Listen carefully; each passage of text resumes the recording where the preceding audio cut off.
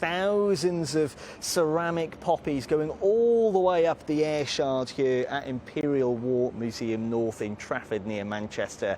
The display will be available for the public to come and see tomorrow. We've got a sneak peek here on GB News this morning on the Great British Breakfast, and I'm very pleased to be joined by Laura Clouding, who is the Senior Curator here at Imperial War Museums. Thanks so much for joining us this morning.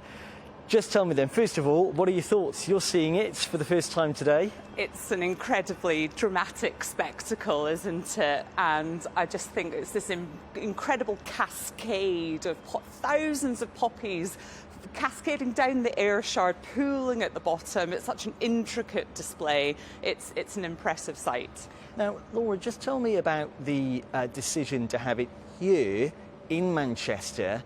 There's a reason for that, because it's in the air shard and it's got something to do with its iconic architecture, is that right? Yeah, Imperial War Museum North, it opened in 2002, and the design behind it really was to represent an earth shattered by conflict. And so it brings together three dimensions of conflict: war in the air, war at sea, and war on the land. The kind of transformative, disruptive, devastating consequences of war are kind of reflected in the architecture of this building, which is sometimes a bit uneasy, sometimes incredibly dramatic. And so this really felt like the perfect place to put the poppies, just to get that sense of scale and mass, which is what comes through so strongly here. And I vividly remember these poppies, of course, in 2014 at the Tower of London.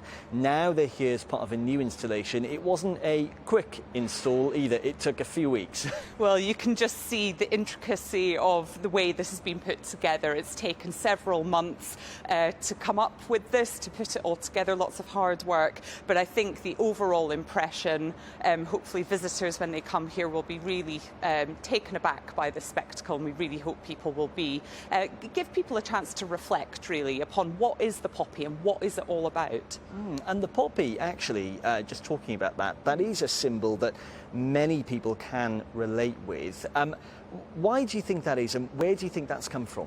Well, the roots of this, the poppy as a symbol, really lie in the First World War. Now, when we think of that war, we think of devastated landscapes, of bleak, barren, kind of wasteland, when we think of the Western Front and the devastation caused by artillery.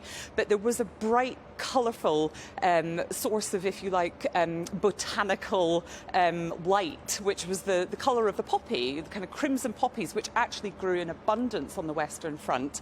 They caught the eyes of soldiers. Some of them plucked them, pressed them into letters, sent them home. They, of course, caught the eye of a soldier poet, John McCrae, who wrote a very famous poem in Flanders Fields, of which the poppy takes centre place. And it's from that that the poppy really becomes eventually, not immediately after the war, but eventually the symbol through which to really contemplate the human cost of the war, which is really every November why we choose to wear one. Amazing. And as I say, it is going to be open to the public from tomorrow. What are you expecting from people when they see it for the first time? I just think the abundance and the scale is what will hopefully take people aback. And that really taps into the fact that war shapes so many lives. War is so devastating, so transformative. And I think that mass reflects the sheer scale of how conflict has affected so many people, whether back then or even now, sadly.